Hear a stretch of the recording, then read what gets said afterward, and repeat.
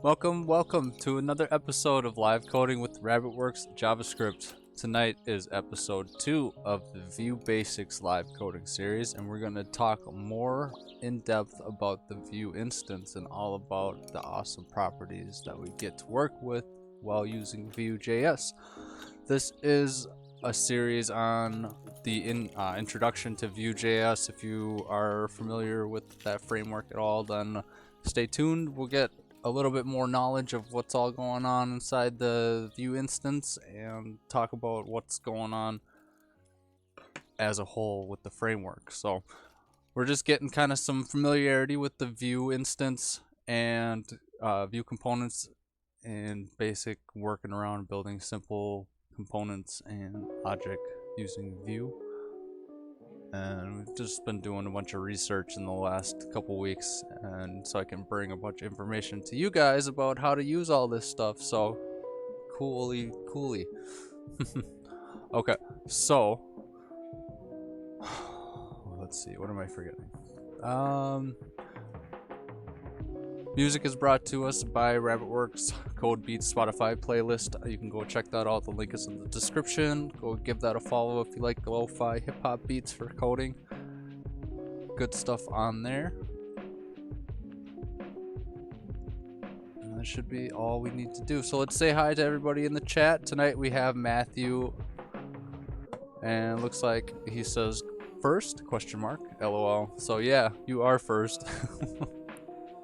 Thanks for tuning in. I appreciate it. Hope we can get some cool stuff. If you have any questions, feel free to give me a shout in the chat during it, and I'll do my best to answer it. And without further ado, so let's get started.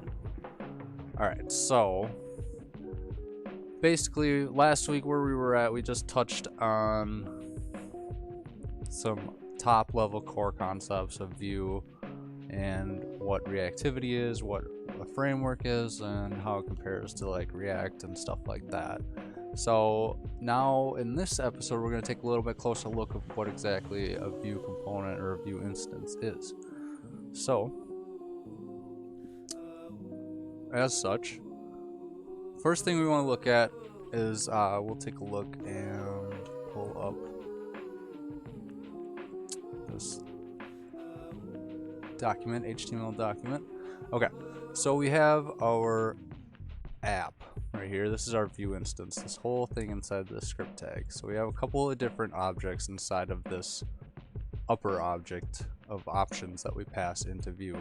So just a refresher, when we're using Vue as just a plugin like this and not a full-on application, we can just instantiate a new Vue instance by defining it into a variable, and we can tell Vue what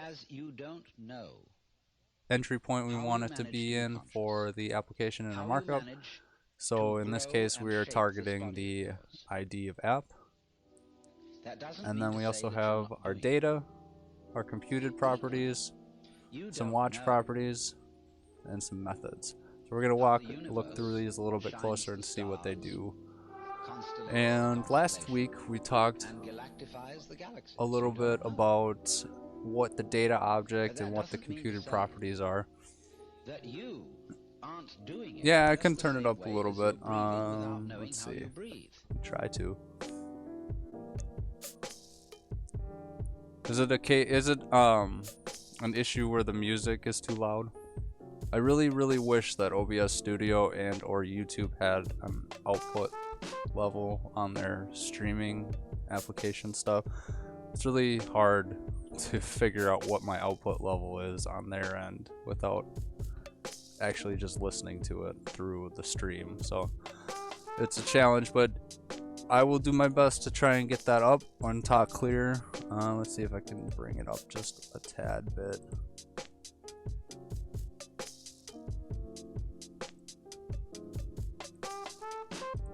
Alright, hopefully that makes a little bit of a difference. I'm not sure. Check 1 2 3. Looks alright. I don't know. I have my speakers at full. Yeah, so this is Matthew, that's a good point. This is something that I've been looking at, trying to get figured out figure out the best way to do it. So thanks for the suggestion on the volume aspect, and I'm trying to fine tune it in the settings so I can have it as clear as possible. So I appreciate it. Okay, so with that taken care of, let's dive into the Vue instance and see what we can figure out. All right, so first thing we're going to look at is the Vue data object. So we have the Vue data object, and that's where we hold all of our data. Essentially holds the data for the Vue instance. The data object should be a plain, and native object should be a plain object, and native objects / prototype props are ignored. So if we have any type of like prototype methods or anything, properties of anything built in, it's gonna ignore that when it parses our Vue instance, when it observes our Vue instance, so to speak. And it should not contain any stateful behavior. So anything stateful is going to be handled inside of either our computed properties or in a parent component or a state management kind of situation. All right, so at first glance, when created, Vue is going to go through the whole Vue instance. It's going to look at the data, and it's going to take all those data properties and it's going to convert them to getter and setter properties. So it's going to be basically setting it up as we kind of touched on last week, the getter and setter patterns. So basically it'll listen for changes whenever anything changes, and then Vue will update that data property throughout the application automatically underneath the hood. And so, okay, next thing we have is after Vue observes the instance data at creation, we are unable to add any additional reactive properties to it. So what that's saying is basically if we have our data instance, we want to make sure that we have all of our reactive properties declared up front before creating the Vue instance gets created. Otherwise, the added properties to it, so if we were to add like location to user after the fact, after it's already observed, unless we use a method Vue.set, that property that we add after the fact won't be reactive, and it won't react to changes. It'll just be like a static object. So something to keep aware of. It's always best practice that if you're gonna need anything, any type of properties down the road, it would be best to just initialize it right up front as an empty whatever type of data object is going to be. So if it's going to be a string, an empty string. If it's going to be an array, empty array, just to have that property defined, and so Vue knows about it and it knows to watch and react to it. So cool. After being created, the original data object can always be accessed when we declare our Vue instance. So last week I wasn't sure what the VM stood for and why they used that in the documentation, but now I know, and it's because Vue.js is a loosely based MVVM pattern framework, which means that it's a model Vue model framework, so it's lightly based on that, and so that's where it gets the VM from, VM or Vue model. So we can target different built-in properties regarding the Vue instance, such as our data object, the element that it's attached to, or the children that are inside of it, such as components, by a number of different built-in properties that are available to us. They are derived with the $, and we can take a look at that a little bit. So let's get into this a little bit and see if we can find it. Actually, this is the link for the Vue Dev Tools. Alright, so we don't even need to spin it up. We can just load up the live server because this is just a static HTML page. Bring it over here so everyone can see.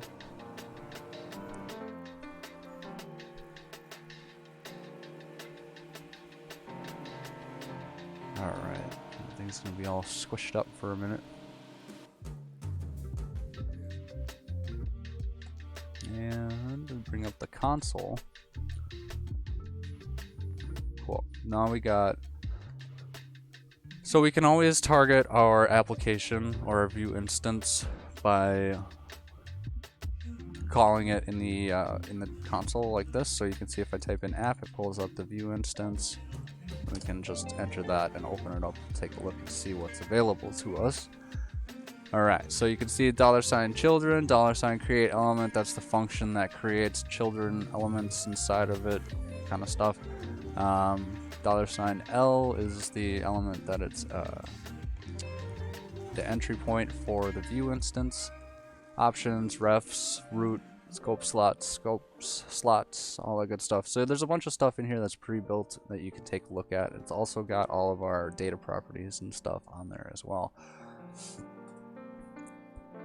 So there's a lot of stuff. I encourage you to go in here and take a look at it and play around with it, because you'll probably learn some neat stuff. So that is that. You can refer to any of those objects with the $. So for instance, we said app.$L. You can see it logs out the element that is targeted. Cool. Pretty straightforward, not too crazy, but so I encourage you to play around with that, and you'll learn a little bit more, get a little bit more familiarity about what's all available as properties on the Vue instance. And then the nice thing about Vue is that it proxies all the user-defined properties on our instance, except those starting with an underscore or a $, and that aren't built into Vue. So for example, you can see that the example we have here is vm$data.a equals the same thing as vm.a. So if I were to say app.data.title, see it says intro to Vue, just like that. I can also say app.title, just like that, and it'll give it the same thing, because Vue behind the scenes proxies all of our data properties right out in front like that. So it's a nice little feature there. Alright, and then so really quick, we haven't really talked too much about this because we're not into like components yet exactly, but when we are defining a component and we're using a data object, it has to be converted into a function that immediately returns a new object with the data properties contained in it. And the main reason we want to do that is because if we were to just return an object, multiple Vue instances with an object hard-coded like this, and we didn't return we didn't have it as a function that returned a new object, then if we made changes on one of the Vue instances, it would reflect in all of those Vue instances of that component, regardless of what changed where. So it's not quite reactive and everything stays linked. When we return a new object as a function, or when we have a function that we return a new object with, then all of those components are their own instances essentially. So good to know. And this is to separate the data object. So if we're using Vue components more than once, i.e. reusable components, otherwise the changes made on one of those renders of the Vue component would reflect in all the renders of that component. This also applies if we are creating a component via Vue.extend, a global method to create components, kind of like globally register them. We'll talk more about building Vue components as we go along in our series, as we always do. But for now, we don't need to worry about that because we're just using Vue as a plugin, essentially. Cool. And I hope that makes sense. So that's pretty much the data object, a little bit closer look at it. So let's move on to computed properties now. So, give me 1 second.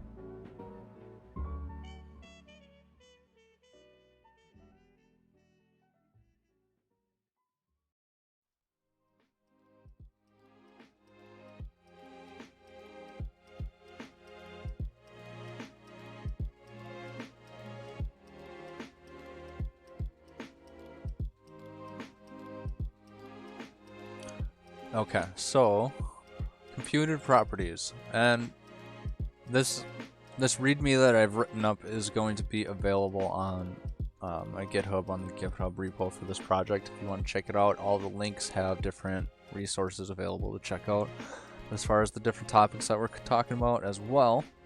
So just FYI on that. And I have, I think the link should still be in the chat. I shared it before we started streaming, but I think the link should be in the chat. If not, I can post it in there again. Otherwise, it will be in the description.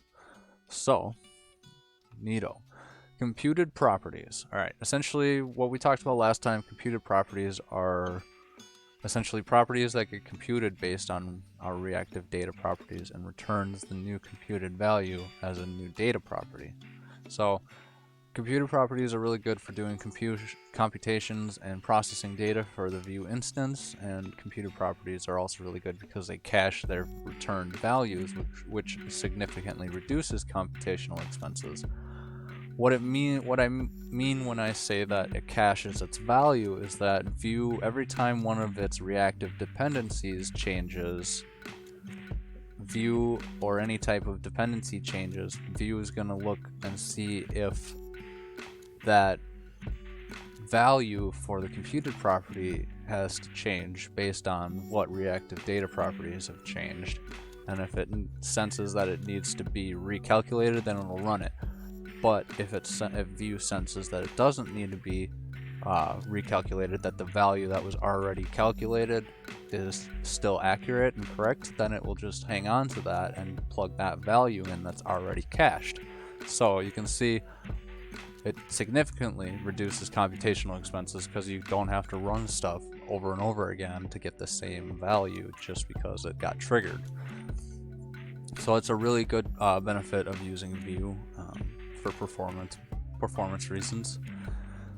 Computed properties can also be bound to Vue directives just the same as properties in our data object, and directives we'll talk about shortly, a little bit later on in the stream.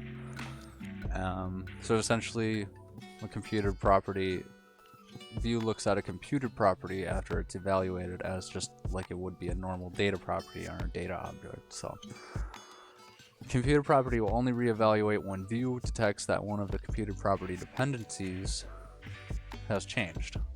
And why computed? Why should we use computed properties versus like methods and stuff like that? Well, because a method will run every time, no matter what, when something changes, whereas a computed property will only update when it needs to, when only necessary. So it saves and optimizes and improves performance and proficiency automatically under the hood by only running when you need to run it, when it needs to run. So you can see a couple of different examples right here. Let me take a look at this, open it up a little bit more. So, in our computed object here, you can see from last week we have our full name example still, where it takes the first name and the last name and turns it into a full name, concatenates it, and returns that as a string. And then we also have this new one that I wrote. It's called number of favorite words. And so we have an age property that I added to the user, and a favorite words property that I added to the user, which is an array of strings. So we have JavaScript, Vue, neat, and awesome. So some favorite words. And what the computed property does is it takes that data property and it gets the length of the array and it returns the length of the array. So whenever this changes, whether we push, pull, pop, delete, scratch, change, time shift, or any type of change to this array, this computed property will run and it'll update the value of it, or it'll return the updated value for length of the array essentially. So we can demonstrate that really quick as well. Let's go in there and take a look. Alright, so cool. We can come in here in our handy dandy console, and if we want to push a new property to that, we'll see a log stating computed and the new length of favorite words. So if we say app dot favorite words. Favorite words. Dot push. And test is another favorite word. Oh, push undefined. Okay, so it looks like because this is a nested object or nested array inside of this user property, we still need to do app.user.name.favorite words because it's a nested item. So Vue only proxies the top level or the first level deep, so it would be like title and user, but if we wanted to target anything inside of the user, we would have to do user dot whatever property we're titling. So let's push this new word to this array and see what it logs out. All right, so you see 5 right there. And oops, it logs out 5, and if we take a look at our Vue dev tools, which I will talk about in just a minute as well, we can open up our component and take a look at our computed properties down here, and you can see that it says number of words 5. And if I were to run this again, just like that, you can see computed 6. I don't know why it took so long the first time to log that, but computed, because it's saying that it was a computed property that we ran, the length, and it's returning it. So we can keep doing that over and over again. But if we were to say app.user.first equals John, and you can see that if this was a method, then that, or a watch property, that would run again, but it doesn't run because it's not, nothing has changed on it. So Vue knows under the hood that it doesn't need to run this computed property to re-update the value. It's kind of confusing because this app.first is a completely different, it's a different property, so you might be thinking, well, why would that make a difference anyways? But whenever we have our reactive data properties changed and stuff, usually all the watchers and all the methods will run again whenever we have a re-render. So just something to keep in mind to avoid re-rendering and re-running functions. Computed properties are always your best bet in that case. Cool. So that's that. And then once we start getting into our next project, again, we start building some more cool stuff with Vue, we can go and talk about the computed properties, all these different objects and features of Vue as we kind of use them in tandem with what we're doing. So we can talk about more of it then, or if you have any questions along the way, feel free to reach out to me anywhere on here. Best place is on the Discord server, which the link is in the description. But yeah, if you have a question, reach out and we can try and do our best to get it answered for you as well. So moving on to the next section is methods. So methods in Vue.js. So basically we have a section in Vue.js, it's just kind of like a generic methods object that we can write different functions to run against our Vue instance. And as a reminder, because every time we create a new Vue instance, it is technically a JavaScript class object, so all of this stuff is all class-based syntax. So we define methods that we can call against our Vue instance or our class that we created. So you can see right here, I just have a generic little birthday method. It just takes this .user.age pluses it, because every time we have a birthday, we just add 1 to our age, and then it just returns that value, or console logs it, I guess you could say. You can see right there. Pretty simple. And yeah, I don't know. There's not too much. Basically, methods are just like if you don't have something to put inside of like a computed property. It's not necessarily a computed property, it's just like some sort of function that needs to be run, kind of like a generic function. Then the methods is a good place to do it. Functions run every time the instance is re-rendered unless otherwise specified. And we can set up the same logic that we have in our computed properties, but because computed properties cache their return values and normal methods don't, it's best to use computed properties whenever possible. And methods can be used in our text interpolation expressions as well, as long as they get invoked with as such with like the parentheses. So like if it returned a string, like if this was to say return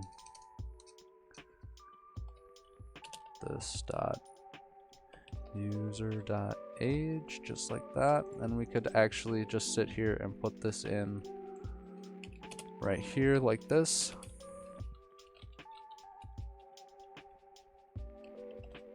Birthday, I believe this will work. Oh, we've created an infinite loop. We don't want to do that. We want to just say +1.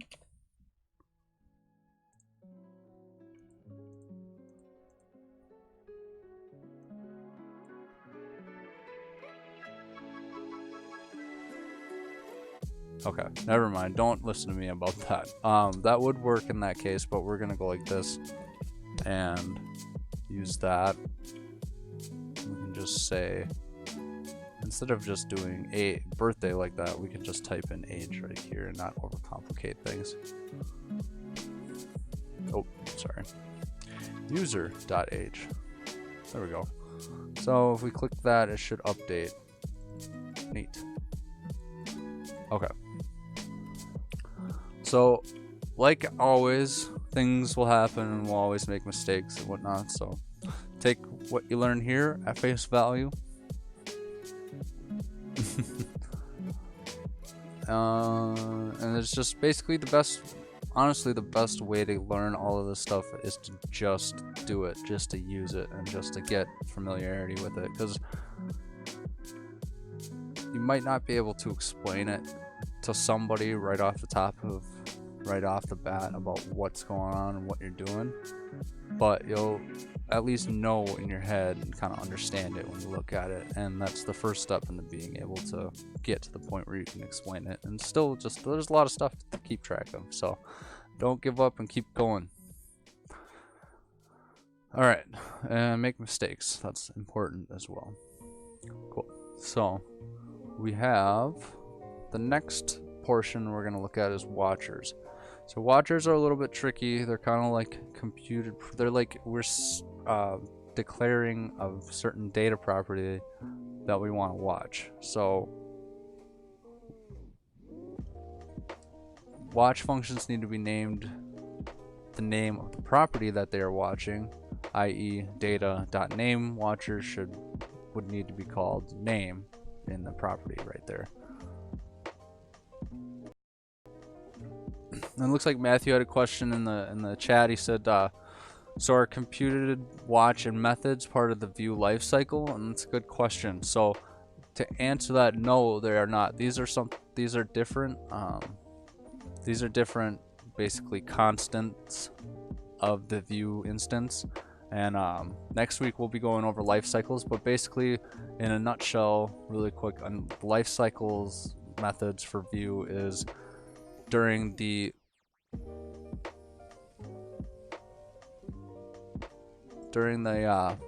sorry, my internet bandwidth just slowed down drastically for a second there. So there's a number of different ones. So during the whole creation and delete or destroy process of Vue components, a number of functions get run during specific times to hook into, essentially, i.e. lifecycle hooks. So we can actually just take a look really quick at that. Come on, jeez. Vue lifecycle hooks. No, not this one. We want the Vue instance.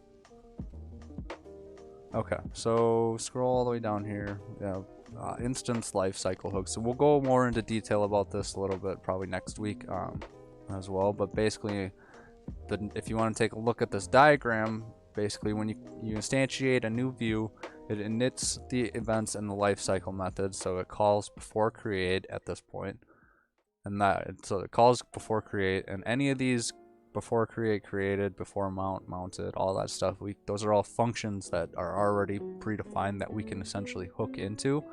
And if that doesn't really make sense, a good way to think about it is like, so like when you have the .onload functions and stuff for an image, that's kind of like an example of like hooking into a lifecycle method. So when you say image.onload equals function that runs when you call and that runs when the image loads, you hook into that function right there. So essentially that's kind of what's going on with Vue too. It's different points across the Vue instance during its processing that we can hook into and do we can call functions and write logic and whatnot. So you can see that it has a couple of different things. And you can take a look at this lifecycle method. Let's see, I'm gonna pull it up right here, get the full link so we can take a look at it. I'll post it in the chat. Take a look at that diagram. It'll explain kind of the whole lifecycle method.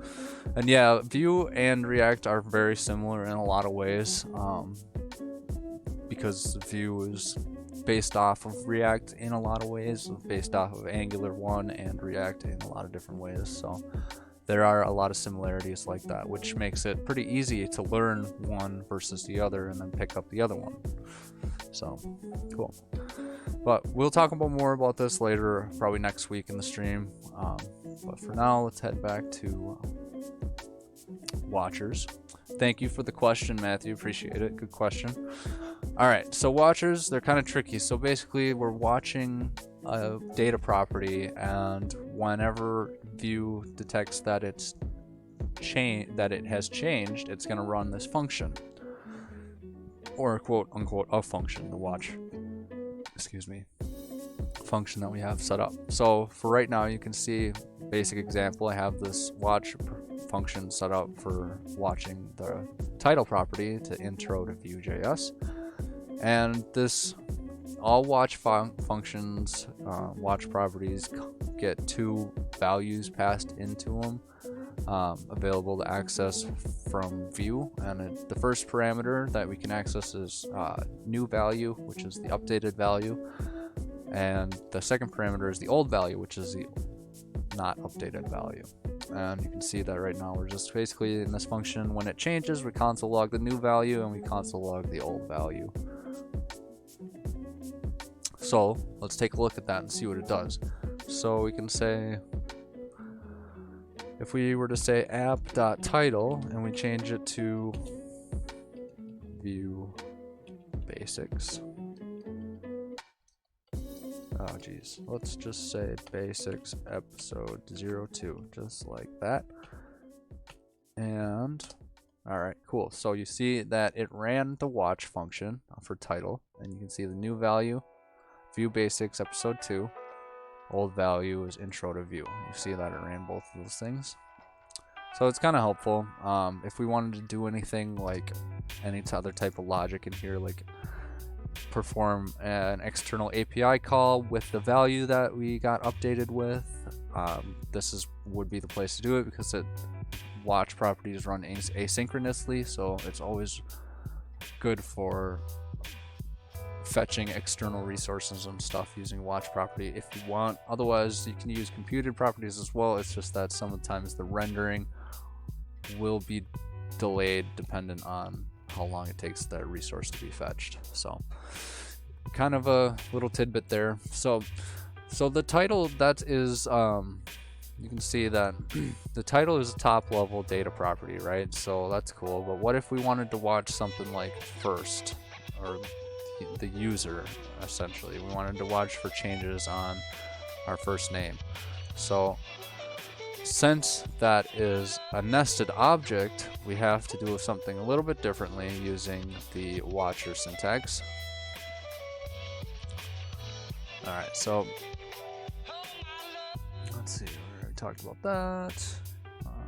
Watchers are not optimized because they're not performant since they run all the time whenever something changes, no matter what, regardless of if the values need to be cached or updated or not.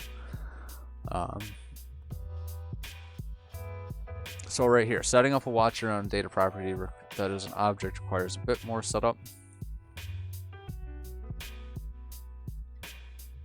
We need to set the watcher as deep true so that Vue knows to deep watch that object essentially, and if any of the nested properties change, it will trigger the watch function.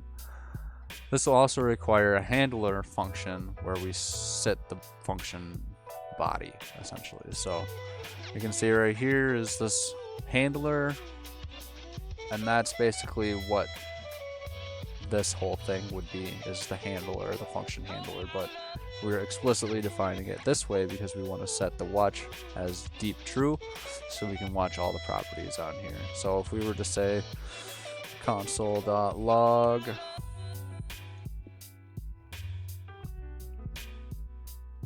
and then we have to pass in new value, just not like that, new value. And if we say console log new value, should be able to just get it like that. And if I say app.user.first equals John, if we type that, you can see that it logs the whole thing. So this is it's logging the new value. So this is where we would be like, if we wanted to filter out only the value that we would change, we could run a filter method in here, higher order function against it, and just filter out any of the updated properties and all that stuff. So yeah, that's basically watchers in a nutshell. It's confusing as well. A lot of the stuff can be confusing when you're just hearing about it. So my best advice is to just go and get your hands dirty. So alright, so that brings us to the next big important segment of the live stream, which we're going to shift directions and start talking about Vue Directives. So we talked about the data, computed, watch, and methods, objects on our Vue instance. Those are the four primary things that we'll see in a Vue instance. And another main primary thing that we'll see across Vue instances is our Vue Directives, or our V Directives. So I'm going to take a quick break really quick, get some water, and use the restroom. As soon as I get back, we will dive deeper into what Vue Directives are and how they make our applications amazingly awesome. Thank you so much for tuning in to RabbitWerks Live Coding, and we'll see you in just a few seconds.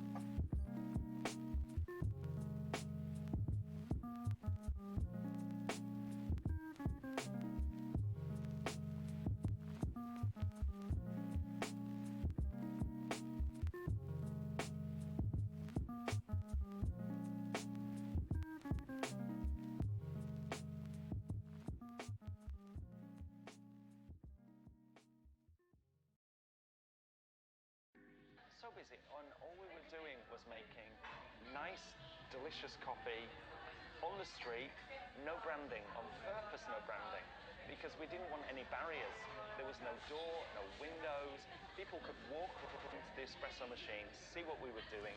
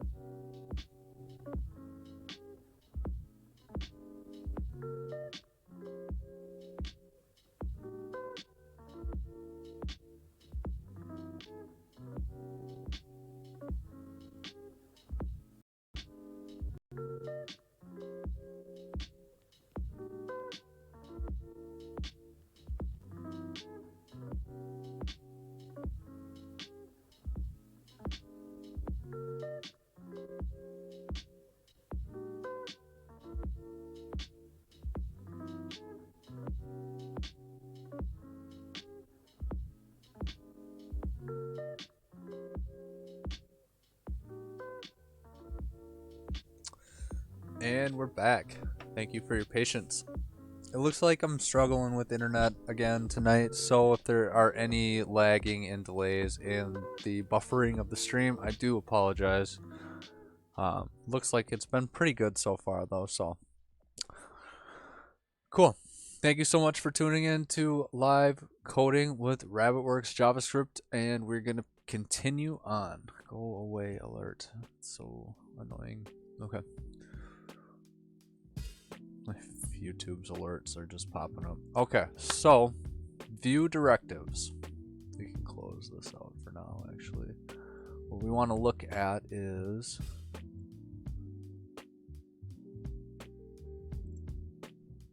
the preview. Okay. So what are Vue Directives exactly? Well, Vue Directives are what give Vue some of its most awesome power. Directives are thought of best as microfunctions that perform certain tasks to help build out and render dynamic content a lot easier. Vue comes with a number of baked-in directives, and we can also create our own custom directives as well, which we will look into later on. Not this stream, but in a later episode, we're going to look into creating our own custom directives. A lot of fun. And Vue can bind values from our data object using the Vue vbind directive, for instance, to any element's attribute or component or prop in the Vue instance to dynamically insert the bound data value to the bound to item. And here are a number of the most common Vue directives we will always reach for when working with Vue. So the first main ones that we'll come across are the content updaters. So these are just kind of like categories that I gave them. So first one is content updaters. So the first one in that category is vtext. Vtext is a directive that targets the attached to elements text content and sets its value as the value passed into the directive param. Vue by default escapes all HTML when rendering text, so uses requiring the opposite action, we will use vHTML. So you can see right here in the example we have h1, the heading vtext equals name.first, and then that will render out to be h1 of just John, just like that. And I don't know why we're using John a lot in this example, but that's fine. What we can try and do actually is just demonstrate this, and we can say, come on, give you this. Let's open that up a little bit, and we're going to go up here and say this h1, for instance. We can delete. Actually, instead of deleting it, let's just copy it. We can delete this class since we don't need it in this case, and we can delete the string interpolation of that as well. So we just have a blank h1 right now, and we can actually set it. We can leave it as an h1, I guess, because this other h1 has styling to it to make it even larger. So, all right, so let's try it out. So vtext equals, we want to set it to hello world, like that, right? Is that gonna work? Oh, I'm sorry, we can't do that. Oh, silly. We can't set text in there like that. We have to apply, so our title, for instance, if we wanted to say title. All right, so vtext title, which refers to the title property on our data instance, and it says it loads it in there right there. And if we take a look at that element, you can see that it has basically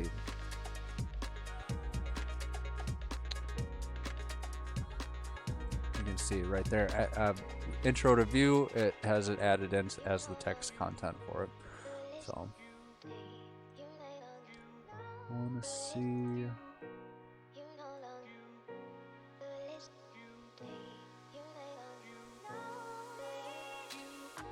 if we'll take a look at, okay, right here, text content. Well, this is interesting. I'm not really sure what this is, but all right, out of there for now. But if we were to say, okay, if we give this a class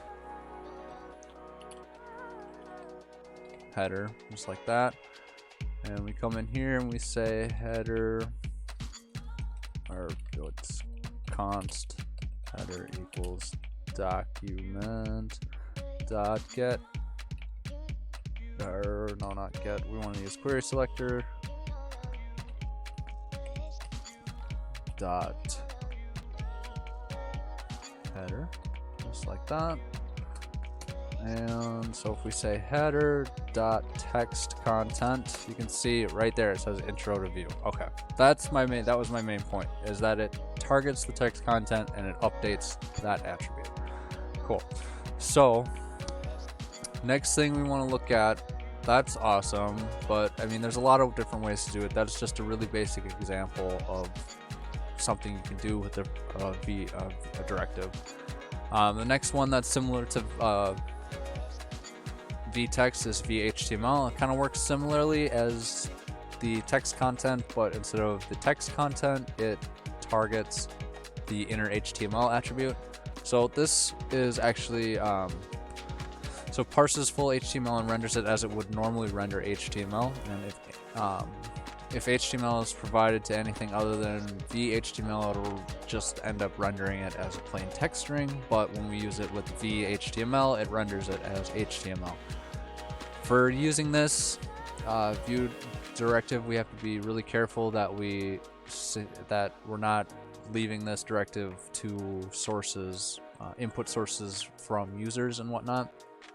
And if it were to be that, we needed to make sure it is sanitized, because vhtml can leave your code open to XSS or cross-site scripting attacks, and we don't want that. So we always want to make sure that if we are using this directive, we are 100% sure of what is being passed into it, where it's coming from, and that it is sanitized if your users have any access to it whatsoever, because otherwise it can cause a whole heap of trouble. So let's give this example a try really quick. So I'm going to bring this this URL property from the example into our data, just say like that. Now if we come up here and change our vtext on, just scroll this down a little bit. So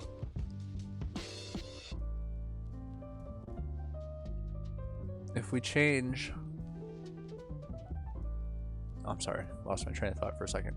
If we change vhtml to vtext to vhtml, should still see the same thing, but in this case it's not updating the text content, it's updating the inner HTML. So header's not defined. Yeah, so you can see that it says intro to Vue, just like that. So let's try changing our title or HTML to the URL, just like that. And you can see that it actually loads in that A tag that we wrote in here. So the full HTML that we have written in here, and we click it and it can bring us to Vue.js's website. So make sure to check that out. Again, just keep in mind whenever using the vhtml directive that you are careful of what is being passed into it. So you can see it's super powerful in ways, but you also have to be careful. An example that I had for this was when I was building my Bloginator app. When I was using Google Bloggers database for this blog, it didn't have it just had like a title and like a content area, and I wanted a title, a subtitle, and a content area. So in order to rectify that and work around Google's interface for their Blogger API or Blogger website service, that I wrote in some HTML into the content that set a certain H2 class as the subtitle, or subtitle class, and gave that the subtitle, and then I wrote out the rest of it in HTML, so that way when I pulled it from Blogger's server with the API, the Google API, and pulled it into my Vue app, I was able to use VHTML and parse my body content of my blog posts, which contained the subtitle class, and basically was able to dynamically generate that from code that I wrote on my blog post content thing. So it's stuff like that. So it's like really finite use cases and whatnot that you'll really be using stuff like this, but it is really helpful and really awesome that it's there for when you need it. Cool. All right, next example. Let's move on to the next thing. Conditional display. So we have vShow, right? vShow is basically, it targets the attached to element CSS display property as either display block or display none, based on the truthiness of the provided value or evaluated expression. And it works well when adding transitions or animations to the display change as well. Basically, if you look at the example here, we can pull this out, and if we wanted to demonstrate it, we could put vShow on. Let's see. Let's put it on this first header here, and we can just type in vShow. And then if we didn't want it to render, we could just do false or leave it empty. And since that is a false 0 or empty is a falsy value, it will change the text content, or I'm sorry, not text content, but the display property to display none. And we can take a look at it. You can see that it's still there, in fact, but you can see that it has the style attribute targeted and it says display none. And if we delete this and turn it into a 1, you can see that that style attribute with display none goes away and it shows up in our DOM. So an important thing to know with vShow is that it's not actually removing it from the DOM, it's just setting the display property, the CSS display property of that element to none. So just a simple little example on that. You can use a couple different things. You can pass in data properties. You can pass in bang data properties, so not data with the exclamation point. So if you were to say not 1, I don't know if that works. I guess it does work. That equivalates to falsy, I guess. Well, that's a good point. So interesting. You could also do 0. I think you can pass in multiple values, 0 value. And so if we said 0 or 1, it'll load in because 0 or 1, 0 is falsy, but 1 is truthy. So you can see that. Some interesting different things in there. So we'll just leave the 0 or 1 in there just for an example. Cool. So I hope that makes sense. It's pretty simple. It's pretty straightforward, but it's definitely super useful for when you're trying to toggle the display of an item dynamically. Super helpful. Cool. And okay, so the next thing is that brings us to conditional rendering. So we have slightly like conditional display, we have conditional rendering. So the main one for this is the vIf directive, and vIf works similarly to vShow, although the main key difference. Okay, so vIf works similarly to vShow in that you pass in something into it as an argument, either a data property or an expression, and depending on how that evaluates the truthiness or falsiness of it, it either conditionally renders an item to the page or it conditionally removes it from the page. So whereas vShow just toggles the display, vIf actually completely creates a new Vue instance or element, and then it'll completely destroy it and remove it from the DOM fully when the condition is no longer met. So for example, we could say, so right here I said use to conditionally render/remove events to and from the DOM when the provided expression evaluates to truthy or falsy value. Can be used by itself or in conjunction with the other directives, conditional rendering directives, v-else-if or v-else, as common conditional statements would also have, and requires a condition or a value passed into it as an object. So it can't be empty. It needs a condition passed to it. Otherwise, it will evaluate as falsy and not render.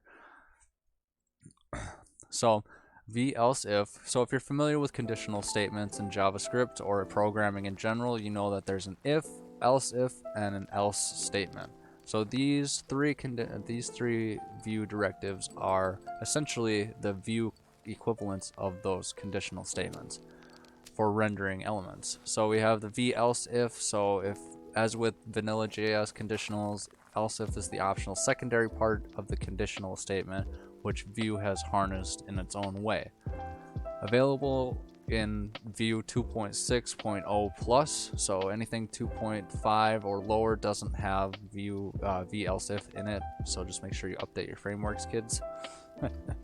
Providing additional conditional logic to set additional conditional logic sets to potentially be met. v-else-if can only be used in between v-if and v-else statements, like it would traditionally be used in between an if and else statement, and requires additional condition or a value passed into it as an argument. Otherwise, it will just render as falsy and move on to the next statement, or the else statement. And last but not least, we have v-else. So v-else is kind of different because it is what is known as an empty directive, so it doesn't get anything passed into it. It's basically I guess a try-catch kind of thing. I don't know. That's not really a good way to just explain it, but it's basically the fallback for the v-if. So if anywhere in our template we have a v-else, or anywhere in our Vue instance we have a v-else, Vue is automatically going to look for a v-if adjacent to it, above it, and if it doesn't find it, it's going to throw an error because we need that v-if. So we can demonstrate that pretty quick. Let's just bring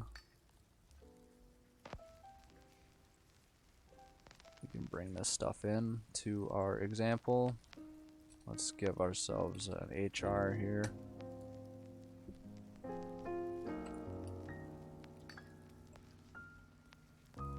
I don't know if that HR did anything actually.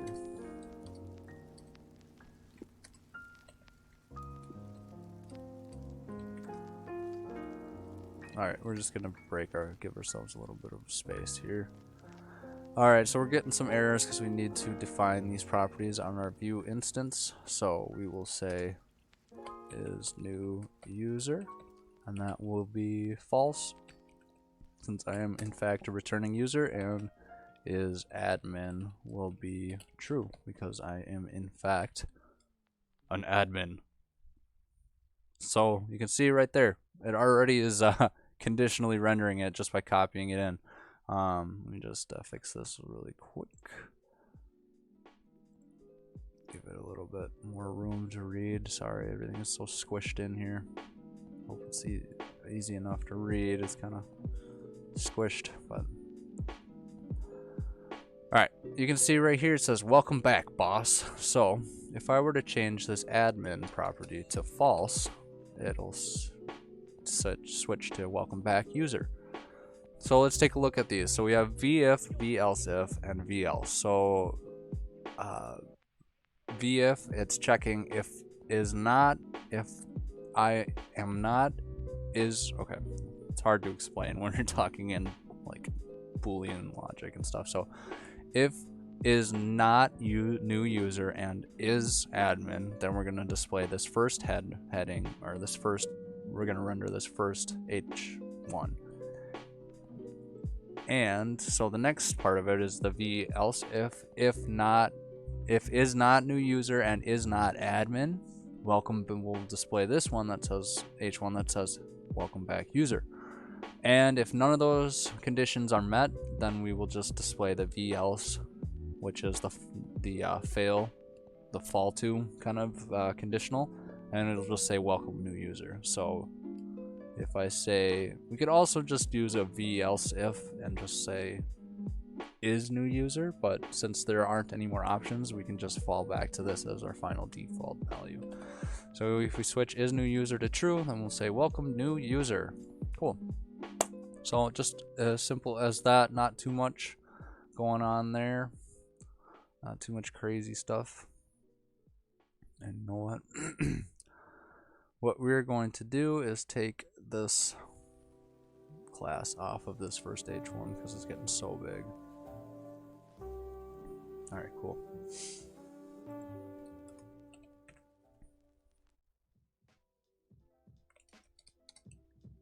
I just want to space it out. Everything is using Flexbox, so the breaks probably aren't the best thing, but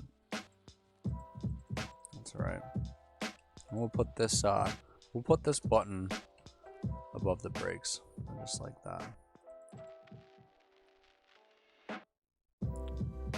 Cool. All this code will be able to, you can take a look at it as soon as we're done with the session. I'll post it to GitHub. You can take a look at it. And it looks like Matthew in the chat was saying this is the Angular side of Vue that you were talking about with the V show. So yeah, people say that the directives really remind people of Angular.js because of that fact. Specifically the Vue model in comparison with the ng model for two-way data binding. I think which we will talk about next week. We're going to talk about the V on directive and the V model directive, two really powerful Vue directives that we use all the time to handle user input and events in Vue.js. But yeah, a lot of people say that this is the Angular side of Vue that they really appreciate. Kind of the best of both worlds. So I really enjoy being able to use Vue directives. I think it really makes things a lot easier. Makes it pretty intuitive. So yeah, I like it, and I'm really looking forward to learning more about how to create our own and bringing that knowledge to you guys as well. So cheers on that. Cool. All right, so we talked about the v-if, v-else if, and v-else conditional rendering statements. So the next one we have is a pretty major one as well, and it's v-for. And v-for is Vue's handle on for loops. So the syntax is v-for item in, and then we pass in item in items, or whatever the data set that we want to loop through is, like you would a for each loop, basically. So v-for dynamically renders an element or component multiple times depending on the data passed into it. v-for works like a for each higher order function. First implicit parameter is the current item, or is the item currently being iterated over, and the second implicit parameter is the current index of the iteration. So it's super flexible in rendering based on the provided data. It accepts hard-coded values as well as data sets. So v-for number in 5 will render an element or component 5 times just having it set up like that, even though we don't provided any actual data. We can also pass in data sets to it as well. So inside each rendered item will have access to the properties that are on that specific iteration, just like a normal for each or map would have. So any properties inside of that item. So if we were to loop through an array of users, we would be able to target the user first, last, age, and favorite words for each of them, just as we would in this instance right here. So let's do this really quick. We can create let's see, where are we at? Let's create a new data property and we'll call it friends. Not like that. Friends, and it will be an array, and we'll have name, and so it'll just be an array of friends. And we'll say Joshua for that. Shouts to Joshua. And we can say Matthew. that, and we can say Sati, just like that. Oh, I spelled it wrong. There we go. Cool. Now let's loop through these bad boys and then generate a list of names. All right. Cool. So we have our friends array, or just like that. Let's go up to our template and we can just say, let's see.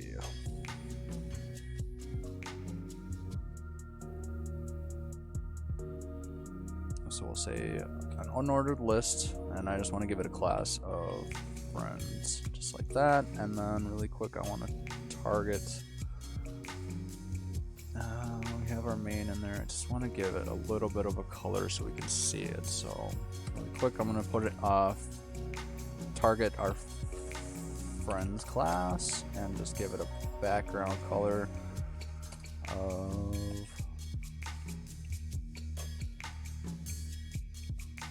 not exactly white. I just want to give it just a little bit of a shading to it so you can kind of see what's going on.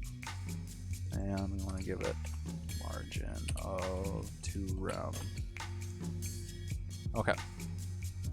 So we have that in there. Now let's do it. So we have our unordered list element that we want to generate some list items in. So it's not the unordered list that we want to put our v-for directive on. It's the list item that we want to put our v-for directive on. So you can see right down here in the example. So we'll go ahead and type that. We can just pull up an li, and inside of that we will say v-for, and inside the quotation marks is where we pass in our data set that we want to pass in. So we will say friend in friends, just like that. And like I was saying, to get the first and the second implicit parameters passed in by Vue, so we can get all of our information that we'll need, we can wrap friend in a set of parentheses, since friend is the first parameter, and the second parameter will be index, so we can just pull it in like that. I wonder why my friends isn't.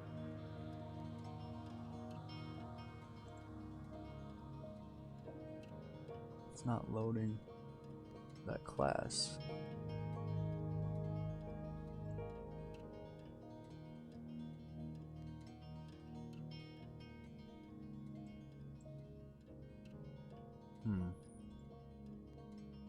Let's take a look.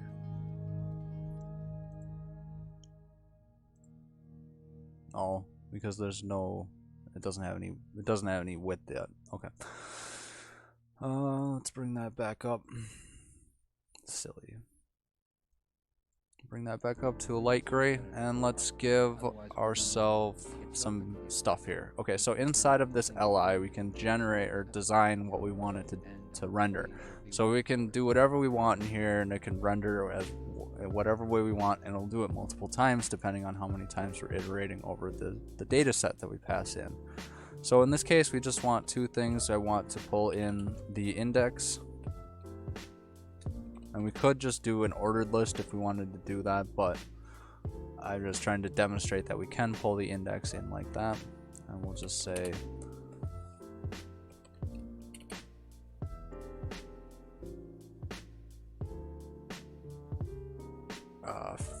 the second part, we'll string interpolate it into our list item, and we'll say friend.name, just like that. So there we go. Alright, so just make this, I think I want this to be padding instead. Yeah, there we go. Cool. We can do padding. Top and bottom is 1 rem, left and right is 2 rem, just like that, and we want to give it just a bit of margin top, just to push it away from that other thing.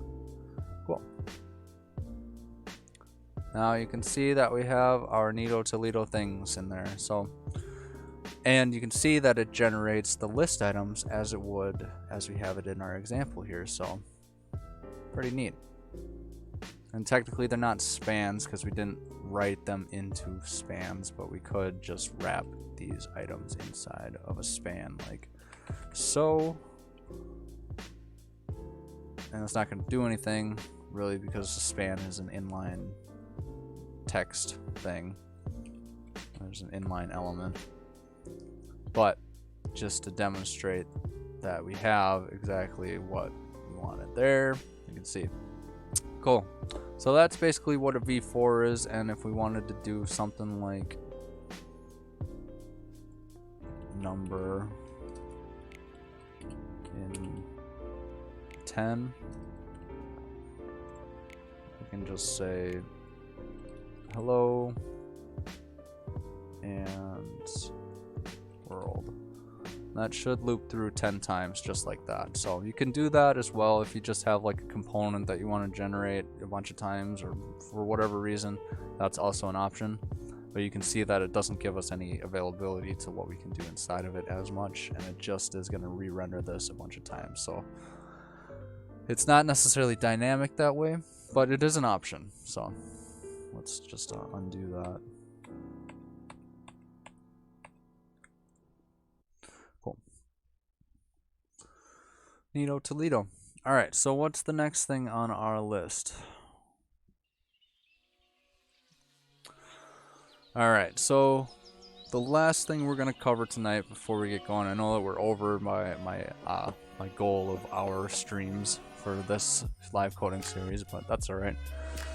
The main thing, or the main point that gives Vue its awesome capabilities is the directive known as vbind, and that would also be called v creme de la creme. Just kidding, it's not that, but it's essentially Vue's creme de la creme. It's great. It's what you dynamically apply classes, styles, attributes, all this different stuff to any component, any element that we want, and it really just takes our applications to the next level in so many different ways. So let's learn more about this vbind in directive and see what exactly it does. So dynamically bound data, vbind. This directive has a full syntax, vbind, class equals blah blah blah blah blah, or the shorthand syntax, which is essentially just the colon in front of whatever attribute that we want. So we just remove the vbind and just use the colon. We can bind our data and computed properties on a Vue instance to HTML attributes in our markup or template.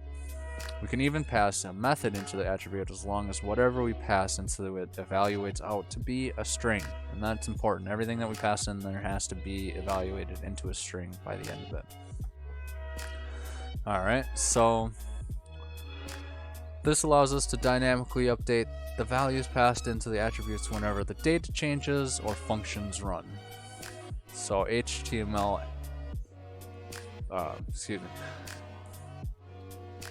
attribute, the HTML attribute class for applying class CSS classes and style for applying inline styles have special enhancements when vbinding to them. Not only can we just pass in a string or evaluate to a string for these these directives, these attributes, they also will accept arrays and objects of strings and key value pairs that evaluate into strings as well. So when we pass in an array, and we can use when we pass an array into vbind class, for example, you can see the example down here that we can use a combination of strings, data properties, methods, and even objects as long as they evaluate out to a singular string per array entry at the end of computation, essentially. So we can also use ternary statements inside of the array conditionals to apply specific class or not, or a different class altogether, which is really nice. So you can see right here, it has is mod question mark. And then if it's true, we'll add the mod class. If not, we're just going to add a blank string, so it'll be no class essentially.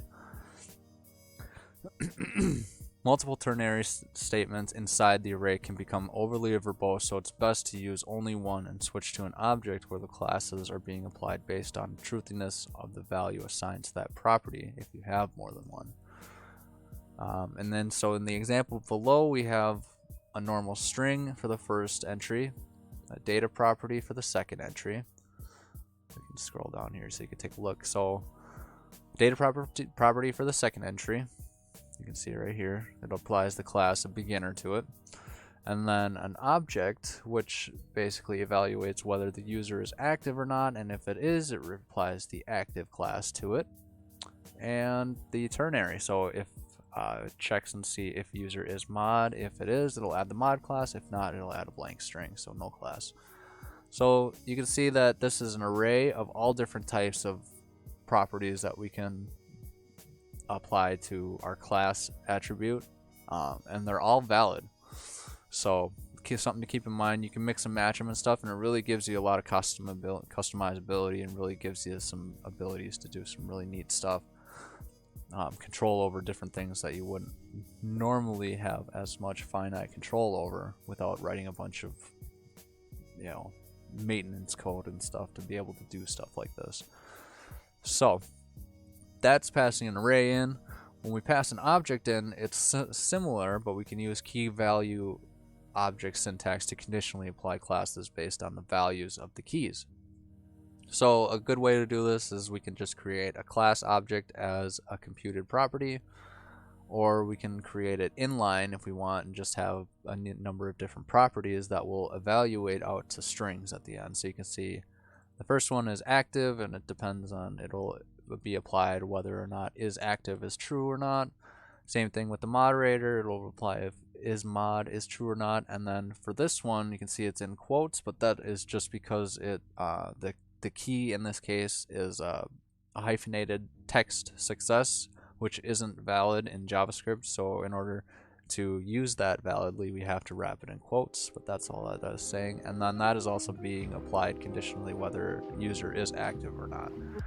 But you can see that this is kind of verbose, and there's only 3 properties in there. You can see how it can get kind of large and verbose and hard to read pretty quickly. So one thing we can do is just extract that out into a class object as a computed property. So we can create a class object as a computed property that we can update the values when the dependent data updates.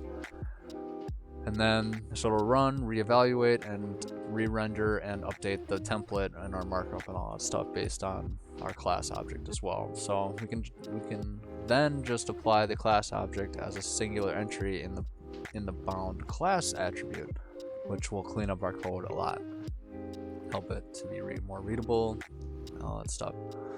And then classes with the dash in them have to be enclosed in quotes to signify as a key string, like I was saying. Otherwise, it isn't valid in JavaScript and it'll throw an error.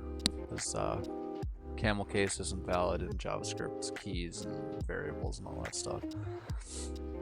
Alright, so we have this example right here, and we can go and take a look at what that looks like as we extract it to a class object. So we have the first one up here where everything is sitting in the actual attribute, and then we extract it to everything. We're using the shorthand vbind syntax in this example, and we're just passing in our class object. So in this case, the class object is a computed property that returns an object of our most current values based on this stuff. So whenever any of these change, it will tell Vue to re-evaluate this class object. It'll re-evaluate all of these properties in here, and then it'll return that object, and then it'll plug it into our class attribute up here. And just like that, it is off to the races. So cool. That is really powerful and really helps for all types of dynamic styling and rendering and stuff like that for building out applications with Vue.js, and it really helps a lot. So go ahead and use that in your projects as well. And the next thing we're going to look at is when we're using vbind to bind to the style attribute.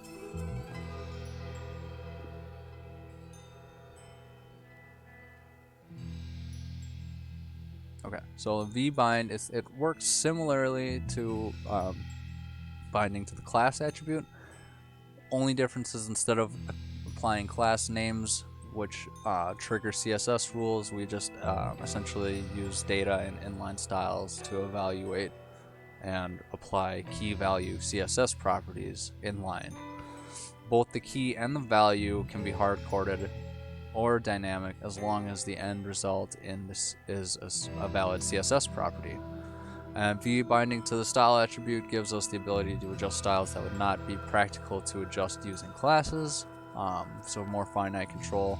Some examples of this would be like adjusting height and width of certain elements or whatnot, adjusting the flex amounts, adjusting positioning.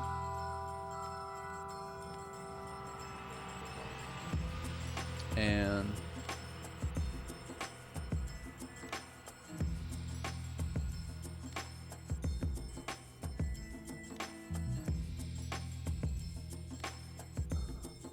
are we with us? Are we here? Are we here? I just got cut off from YouTube for a second.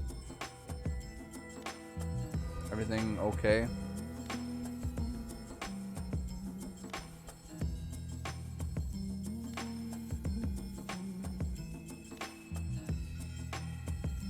Jeez, internet is just falling through the floor right now. I do apologize. We're so close to being done.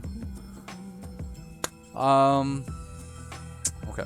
So let's see if we can get this finished up. Okay, so basically, you can see that we're binding to the style attribute, and we're adjusting the flex amount using a defined variable on our data set that can be adjusted by the user, and we're defining the height property set on our data object by the user potentially. And then we just plug those into the style attributes, and so those will be updated dynamically and all that stuff as well. And a good example, if you want to see that, cool, glad to hear it. I'm glad we're still live. It literally just told me that the stream was ended and that I wasn't sending any data to the encoder. So I know that a constant theme on this channel is struggling. And there it goes again. Final stretch. We just need to hurry up. I feel like it might be cutting out here and there.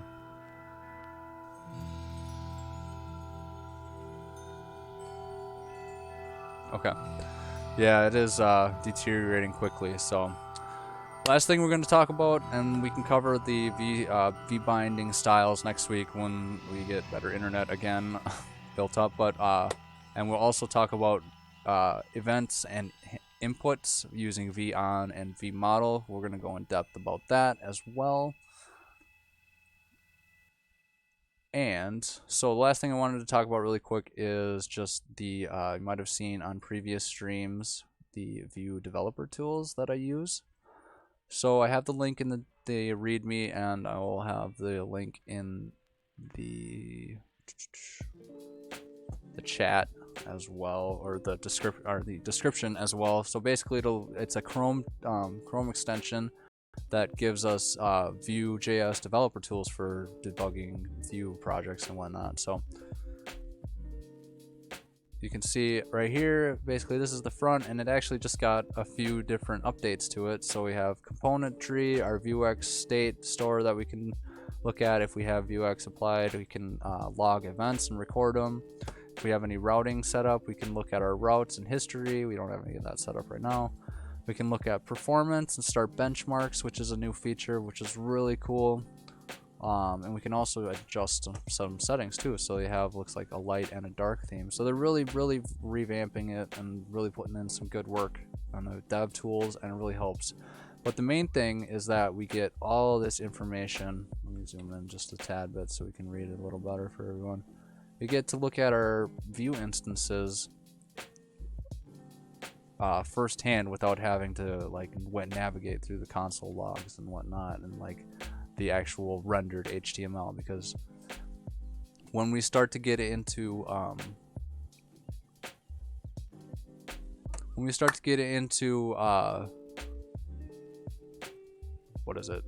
full-on Vue applications, then it won't be rendering stuff like this. You'll see a lot of V dash bunch of numbers and like different Vue tags for the content that it's rendering and whatnot. So it's a lot more difficult to kind of like make out through the elements inspector here what's going on. So that's when a tool like Vue DevTools is really helpful, because you'll get a component tree here. You can look through everything and look through the state of everything, break through. It's a must if you're going to be be developing with Vue. So looks like Vanille made it into the chat. Looks like he said, I missed the live notification, but we'll have to watch the video later. That's no problem. That's why I love the thing about live streaming, is that you can always watch it later. And I'm happy that you made it, and at least to say hi at the end. We're really struggling with the internet right now, so we're just actually finishing up for the evening. But if you have any questions about Vue at all, I would be more than happy to answer them in the next few minutes. Otherwise, we can definitely address them next week on next week's stream if you want. So yeah, I don't know, basically, long story short, I would definitely recommend downloading and installing the Chrome or the Vue DevTools Chrome extension. It will really make things a heck of a lot easier for debugging and stuff. Alright, cool. I think that's everything. So let me just bring up my text editor one more time. Close out all this stuff. We just want to look at this. So yeah, you can remove basically just a couple of different stuff that we already talked about. A Vue tailored version of the Chrome DevTools for debugging and developing Vue applications, essentially. So that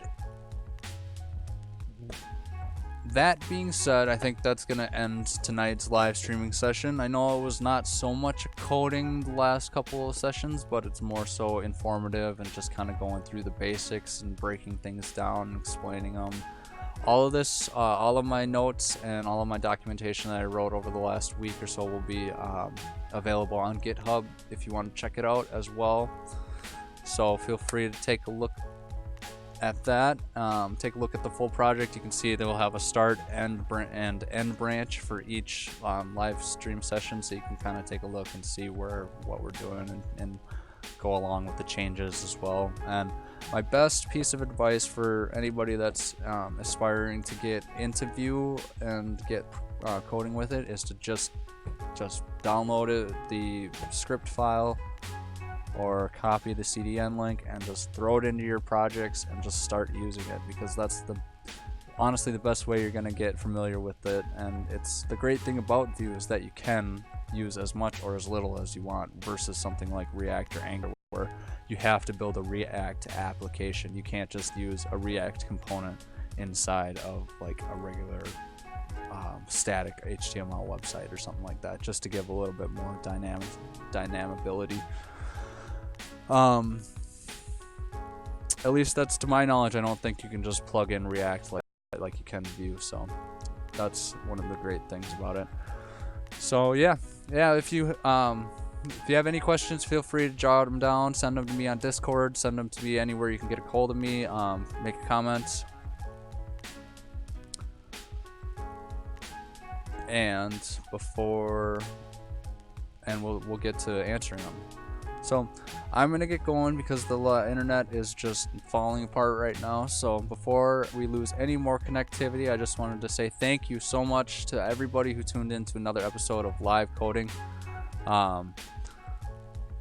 with RabbitWerks JavaScript. Thank you, Matthew, for hanging out in the chat. Thank you, Vanille, for stopping by. Thank you, everybody, for the constant support. If you want to get more involved with the Discord, the RabbitWerks community, you can go to the Discord server via the link in the description.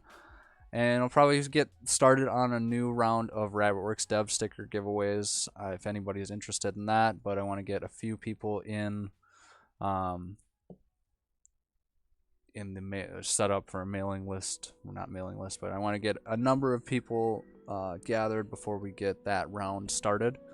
It looks like Sean joined us in the chat. Sean Laura, hello. And he had a question. He said, how much do you guys think change you guys expect for Vue 3? So as far as I know, from what I've looked into, it looks like Vue 3 is going to be more optimized. It's going to have a little bit better, a little bit more fine-tuned capabilities with like stuff like slotted scope or scoped slots and stuff like that. And also a big part of Vue 3 is going to be the performance improvement. So it's going to be like 50% faster and 100% faster in different aspects of it. And you can take a look at I think it was VueConf Toronto from last like October or something like that. Evan Yu, the creator of Vue.js, he did a keynote speaker on it, and he was talking about how basically a lot of the improvements for Vue 3 is it's going to be a heck of a lot more faster, a heck of a lot more optimized and efficient, so it's going to be super cool. So I'm looking forward to it, and it's going to be a lot of fun. So hopefully I think another main thing is that I don't know if this is 100% or not. I'll have to look into it, but I think with Vue 3, they're going to be they're rewriting the whole code base, so they're not using the reactive getter setter properties, or what is it, pattern.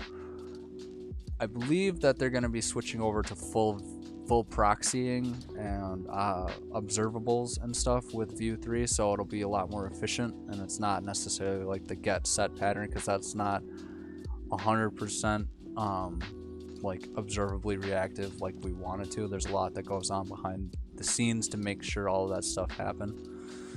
Yeah, it looks like, so it was Vue Amsterdam that he was talking about. That's right. Yeah, that looks like a really fun conference. I would love to go to that one and go check it out and do all the cool stuff Vue. So yeah, looking forward to it. All right, we are way over, but that's all right. Thank you so much for everybody for tuning in to another live coding episode with RabbitWerks JavaScript. Thank you, Matthew, Vanille, and Sean for all the comments in the chat. Sean, if you want to give I would like to, or it would be cool to see you back next week. So make sure you shoot a subscribe or a like or whatever you want to do. Feel free. We're going to be picking up where we left off. Again, just a reminder, we're going to be talking about more about V-on and V-model, and also lifecycle methods. And then depending on how much time and how much I have written down for next week's session as far as documentation, we might even scale into building out a Vue app. So, oh, looks like Joshua's here just in time. Hey Joshua, how you doing? And he says, sorry I missed it. Sweaty, teary-eyed face. It's all good, buddy. We all know that stuff happens, so I appreciate you coming by to say hi, and it'll be, I think it went pretty well. So, looking forward to it. I could just hang out with all you guys all night, but I have other things to do. Thank you so much, guys. I really appreciate it. Much love, and wherever the moon, sun, or stars are in the sky, in your world and life, have a great one. And we'll see you next week. Stay awesome, keep coding, and remember to always break stuff. Have a good night, everybody. Cheers.